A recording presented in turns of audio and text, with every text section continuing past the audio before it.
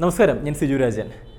2021-22 നമ്മുടെ ഇന്ത്യയിൽ ടോട്ടലായിട്ട് രജിസ്റ്റർ ചെയ്തിട്ടുള്ള കമ്പനീസ് എന്ന് പറയുന്ന സമയത്ത് അത് പ്രൈവറ്റ് ലിമിറ്റഡ് ആവാം, അല്ലെങ്കിൽ ലിമിറ്റഡ് ലയബിലിറ്റി പാർട്ട്ണർഷിപ്പ് ആവാം, അല്ലെന്നുണ്ടെങ്കിൽ പബ്ലിക് ലിമിറ്റഡ് ആവാം. അത്തരത്തിലുള്ള കമ്പനീസ് ആക്ട് പ്രകാരം രജിസ്റ്റർ ചെയ്തിട്ടുള്ള കമ്പനീസിൻ്റെ എണ്ണം എന്ന് പറയുന്നത് 1.67 ലാക്കാണ്. 1.67 ലക്ഷം കമ്പനീസാണ് രജിസ്റ്റർ ചെയ്തിട്ടുള്ളത്. അതായത് 2020-21 വെച്ച് നോക്കുന്ന സമയത്ത് 8% വർധനവ്. അതായത് ഇതുവരെയുള്ള ചരിത്രം എടുത്ത് നോക്കുകയാണെങ്കിൽ ഏറ്റവും കൂടുതൽ കമ്പനീസ് രജിസ്റ്റർ ചെയ്തിട്ടുള്ളത് കഴിഞ്ഞ വർഷമായിരുന്നു.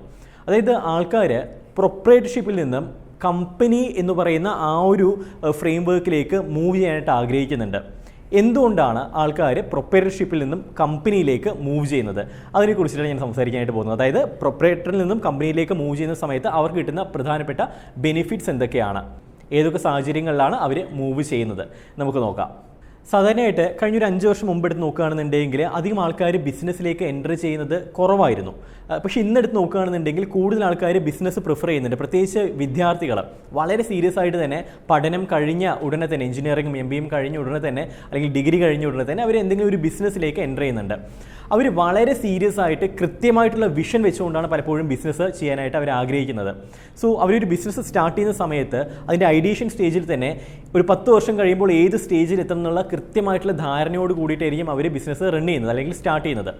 സോ ഈ സാഹചര്യത്തിൽ ലോങ് ടേം എടുത്ത് നോക്കുന്ന സമയത്ത് ലോങ് ടേം വിഷനുള്ള കമ്പനീസ്, ലോങ് ടേം വിഷനുള്ള ബിസിനസ്സുകൾ ഡെഫിനറ്റ്ലി കമ്പനിയായിട്ട് രജിസ്റ്റർ ചെയ്യുമ്പോഴാണ് അവർക്ക് കൂടുതൽ ബെനിഫിറ്റ്സ് കിട്ടുന്നത്. അതായത് ഒരു പ്രൊപ്രൈറ്ററിനെ സംബന്ധിച്ചിടത്തോളം ആ പ്രൊപ്രൈറ്റർ ചെയ്യുന്ന ബിസിനസ്സും ആ ഒരു ഇൻഡിവിജ്വൽ ചെയ്യുന്ന ബിസിനസ്സും പ്രൊപ്രൈറ്റർഷിപ്പ് ഫേമിനെ സംബന്ധിച്ചിടത്തോളം രണ്ടും ഒന്നാണ്.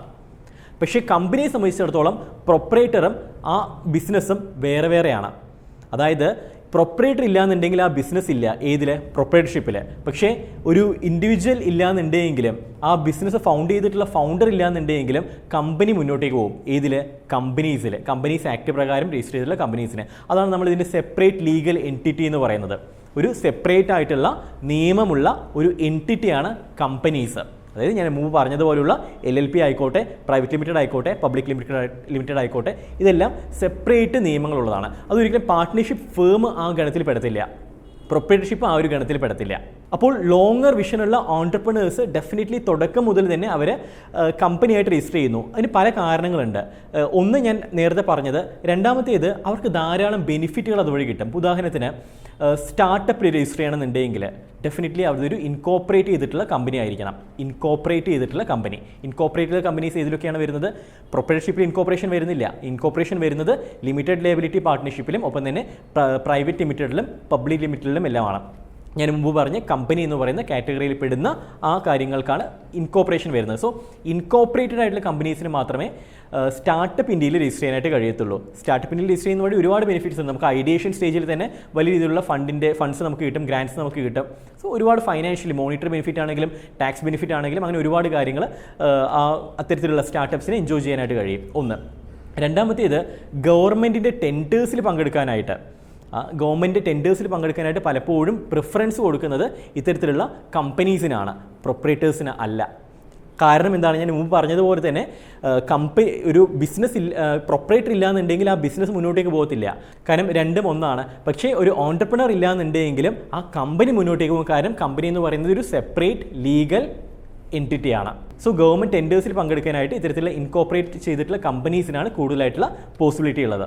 പിന്നെ അതേപോലെ തന്നെ നമുക്കറിയാം, ഇന്നത്തെ കാലത്ത് തനിച്ച് ഒരു ബിസിനസ് റൺ ചെയ്യുക എന്ന് പറയുന്നത് അത്രത്തോളം ഈസി ആയിട്ടുള്ളൊരു കാര്യമല്ല. പലപ്പോഴും നമുക്ക് പാർട്ട്നേഴ്സ് വേണ്ടതായിട്ട് വരാം. മറ്റുള്ള ആൾക്കാർ നമ്മൾ ബിസിനസ്സിലേക്ക് ഇൻക്ലൂഡ് ചെയ്യേണ്ടതായിട്ട് വരാം. ചിലപ്പോൾ പലപ്പോഴും നമ്മൾ ഷെയർസ് ഫണ്ട് മറ്റുള്ളവരിൽ നമ്മൾ കളക്ട് ചെയ്യേണ്ടതായിട്ട് വരാം. That is investment. അല്ലെങ്കിൽ മറ്റുള്ള സ്ഥാപനമായിട്ട് നമ്മൾ അസോസിയേറ്റ് ചെയ്യേണ്ടതായിട്ട് വരാം. സോ ഇത്തരത്തിലുള്ള അസോസിയേഷൻ ആണെന്നുണ്ടെങ്കിൽ, ഒരു പാർട്ട്ണറിനെ നമ്മൾ ആഡ് ചെയ്യുകയാണെന്നുണ്ടെങ്കിലും, അല്ലാന്നുണ്ടെങ്കിൽ നമ്മൾ ഇൻവെസ്റ്റേഴ്സിനെ കണ്ടെത്തുന്നതാണെങ്കിലും, ഇത്തരം കേസുകളിലെല്ലാം ഒരു കമ്പനി ആണെന്നുണ്ടെങ്കിൽ ഒരുപാട് ബെനിഫിറ്റ്സ് ഉണ്ട്. കാരണം കുറച്ചുകൂടി ഈസിയാണ്. ആൾക്കാർ ഇൻവെസ്റ്റ് ചെയ്യാനായിട്ട് ഒരു വ്യക്തിക്ക് പൈസ കൊടുക്കുന്നതിനേക്കാളും ഒരു കമ്പനിക്ക് പൈസ കൊടുക്കാനായിട്ട് ആൾക്കാർക്ക് കൂടുതലായിട്ട് താല്പര്യം വരും. ബാങ്കുകൾക്കാണെന്നുണ്ടെങ്കിലും ഒരു വ്യക്തിക്ക് ലോൺ കൊടുക്കുന്നതിനേക്കാളും ഒരു കമ്പനിക്ക് ലോൺ കൊടുക്കുകയെന്ന് വെച്ച് കഴിഞ്ഞാൽ ഡെഫിനറ്റ്ലി ബാങ്കുകൾ കുറച്ചുകൂടെ ഒരു ഉത്സാഹം കാണിക്കും.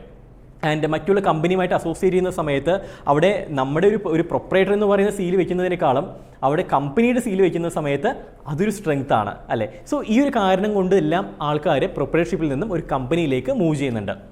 മറ്റൊരു പ്രധാനപ്പെട്ട റീസൺ പബ്ലിക് വാല്യൂ ആണ്.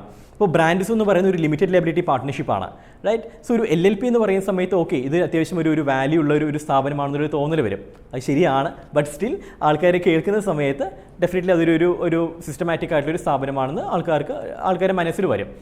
അതേപോലെ തന്നെ ഒരു പേര് കേൾക്കുന്ന സമയത്ത് ഒരു പ്രൈവറ്റ് ലിമിറ്റഡ് കമ്പനി എന്ന് പറയുന്ന സമയത്ത് അതൊരു അന്തസ്സാണ് ആൾക്കാരെ സംബന്ധിച്ചിടത്തോളം. അതായത് ഒരു മാർക്കറ്റിംഗ് പർപ്പസിന് വേണ്ടിയിട്ടും ഇന്ന് ആൾക്കാർ കമ്പനിയായിട്ട് രജിസ്റ്റർ ചെയ്യാറുണ്ട്.